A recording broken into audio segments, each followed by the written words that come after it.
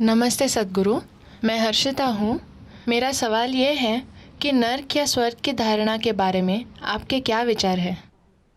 देखिए, जिन लोगों ने खुद को नर्क बना लिया है वो हमेशा स्वर्ग जाने के सपने देखते रहते हैं। हाँ,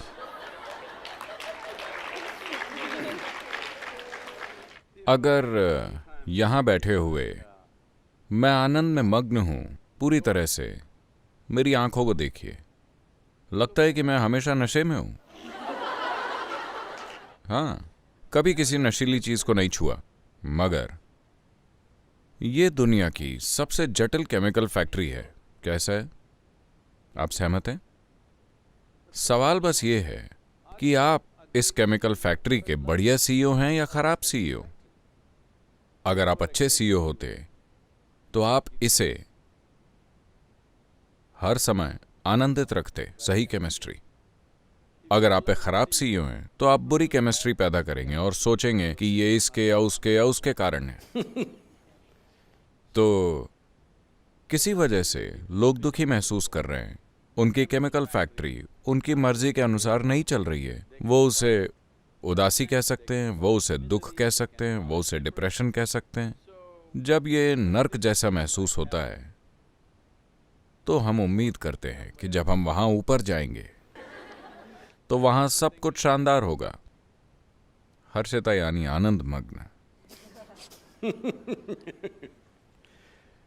एक बार ऐसा हुआ, यह घटना अलाबामा की है। आप अमेरिका की अलाबामा स्टेट के बारे में जानती है? यह अलग तरह की स्टेट है, बिल्कुल कट्टर धार्मिक स्टेट। तो एक संडे स्कूल में संडे स्कूल का शिक्षक जोर शोर से भाषण दे रहा था, पूरे जोश और पूरी ताकत के साथ। और दुर्भाग्य से श्रोता आपकी तरह नहीं थे, वो सब छोटे बच्चे थे। ये कम उम्र में पकड़ो की नीति है। वो पूरे जोश से भाषण दे रहा था और बच्चे इस तरह बैठे हुए थे। वो अचानक रुका, नाटकीय असर के लिए। उसने रुक कर पूछा, स्वर्ग जाने के लिए तुम्हें क्या करना होगा? आगे की बेंच पर बैठी नन्ही मेरी खड़ी हुई और बोली, अगर मैं हर रविवार चर्च का फर्श साफ करूं तो मैं स्वर्ग चली जाऊंगी। बिल्कुल सही। एक और नन्ही सी बच्ची बोली, अगर मैं अपनी पॉकेट मनी अपने गरीब दोस्त के साथ साझा करूं तो मैं स्वर्ग चली जाऊंगी। सही कहा। एक और लड़के ने कहा, अगर मैं जरूरतमंद लोगों की मदद करूं तो मैं स्वर्ग चला जाऊंगा। सही कहा। पीछे की बेंच पर बैठा नन्हा टॉमी खड़ा हुआ और बोला, सबसे पहले आपको मरना होगा।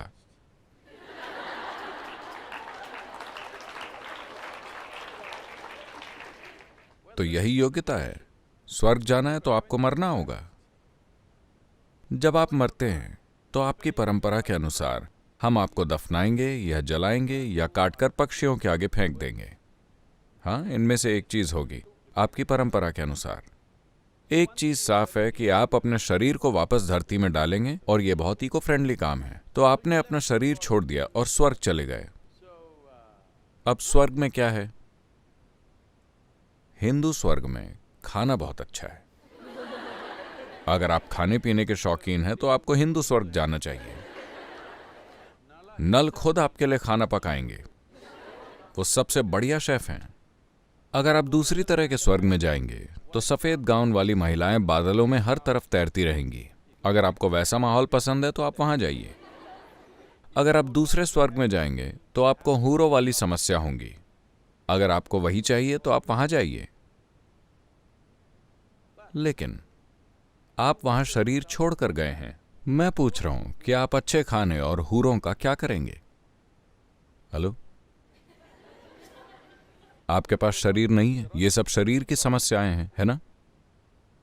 No body, what do you do with food and virgins? शरीर नहीं है, आप खाने का और हूरों का क्या करेंगे? हिंदू जीवन शैली में कहा जाता है कि ऊपर स्वर्ग में एक अक्षय पात्र होता है। आप कितना भी खा लें वो हमेशा खाने से भरा ही रहेगा।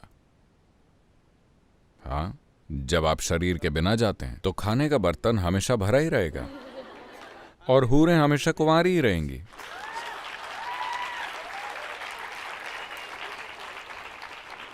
तो हम लंबे समय से ये करते रहे हैं। ये एक सरल तरीका था। आपको पारंपरिक लोगों के मैनेज करने के तरीकों को समझना चाहिए। ये मानव जाति को मैनेज करने का एक तरीका था। आप दुखी हैं, अयो चिंता मत करो, जब तुम वहां जाओगे सब ठीक हो जाएगा। तसल्ली।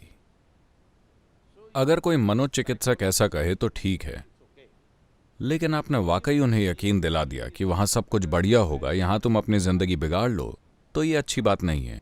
कोई गहरे दुख में है, चिंता मत करो, जब तुम जाकर ईश्वर की गोद में बैठोगे तो सब ठीक हो जाएगा। ये एक मनोवैज्ञानिक उपाय है। ये चलेगा जब लोग भयंकर दुख में हो, मगर इसे ब्रांड बनाकर हर जगह मत बेचिए, क्योंकि ये इस तरह काम नहीं करेगा। अब लोगों के दिमाग में स्वर्ग ढह रहे हैं। दुनिया में शराब और ड्रग्स के सेवन में इतनी बढ़ोतरी इसीलिए हो रही है क्योंकि लोग इसे व्यक्त नहीं कर पा रहे, लेकिन उनके दिमाग में स्वर्ग ढह रहे हैं। आप में से कितने लोग सोचते हैं कि एक दिन जब मैं स्वर्ग जाऊंगा तो सब कुछ शानदार होगा? मुझे यकीन है ज्यादा लोग नहीं होंगे, लेकिन अगर आप पिछली या उसकी पिछली पीढ़ी में देखें तो ऐसा सोचने वालों की तादाद काफी थी। तो जाहिर है कि इंसानी दिमाग में स्वर्ग ढह रहे हैं, क्योंकि अगर आप 3 सवाल पूछें तो तीनों स्वर्ग ढह जाएंगे। हाँ, तो जब मानव बुद्धि सक्रिय होती है तो वो निश्चित रूप से सवाल पूछेगी। अगर आप सवाल पूछेंगे तो ये चीजें ढह जाएंगी। तो लोग यहीं पर सारे विकल्प आजमा रहे हैं, वो यहीं सारा नशा कर रहे हैं। उन्हें सेहतमंद रहने के लिए केमिकल्स चाहिए, शांत रहने के लिए केमिकल्स चाहिए, खुश रहने के लिए केमिकल्स चाहिए, हर चीज के लिए उन्हें केमिकल्स चाहिए। मैं चाहता हूं कि आप इसे जानें। अमेरिका की 70% आबादी दवाओं पर निर्भर है। दुनिया का सबसे संपन्न देश। कोई व्यक्ति और समाज संपन्नता क्यों चाहता है? पहली चीज है कि आप अपना भोजन चुन सकते हैं, अपने पोषण के साधन चुन सकते हैं। दूसरी चीज ये है कि आप अपनी जीवन शैली चुन सकते हैं। खाने के लिए सबसे अच्छी चीजें आपके सामने हैं। जीवन शैली चुनने के लिए भी कई विकल्प मौजूद हैं, और इस समाज में 70% लोग दवाएं खा रहे हैं, प्रिस्क्राइब की हुई दवाएं। साफ है कि अगर आप आर्थिक विकास करते हैं इंसानी चेतना को विकसित किए बिना, तो हमारी दौलत हमारी सबसे बड़ी समस्या बन जाएगी। तो हम अभी भी आर्थिक विकास की देहरी पर हैं। अभी वो समय है जब हमें मानव चेतना को विकसित करने के लिए जरूरी चीजें करनी होंगी। अगर चेतना के स्तर पर व्यक्तिगत विकास नहीं होता तो आप देखेंगे कि 90% आबादी केमिकल्स का इस्तेमाल करने लगेगी। जब वो केमिकल्स का इस्तेमाल करेंगे, मैं नैतिकता की बात नहीं कर रहा हूं, अगर 90% इंसानी आबादी लगातार केमिकल्स का इस्तेमाल करेगी तो हम जो अगली पीढ़ी पैदा करेंगे वो पीढ़ी हमसे कहीं कमतर होगी, और ये मानवता के खिलाफ एक अपराध है। आने वाली अगली हर पीढ़ी को हमसे कम से कम एक कदम बेहतर होना चाहिए।